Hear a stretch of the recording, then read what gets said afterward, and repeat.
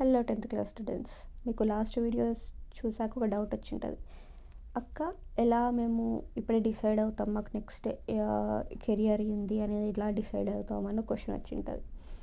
ఇప్పుడే డిసైడ్ కావాలి, ఎందుకంటే ఇదే బేసిక్స్, 10th క్లాస్ బేసిక్స్. ఆ బేసిక్స్ నుంచే మీకు నెక్స్ట్ సబ్జెక్ట్స్ అని డిపెండ్ అయి ఉంటాయి.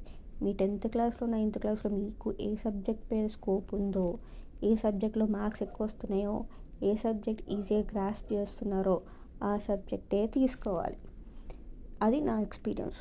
నేను మ్యాథ్స్కి పిచ్చ భయం, నాకు మ్యాథ్స్.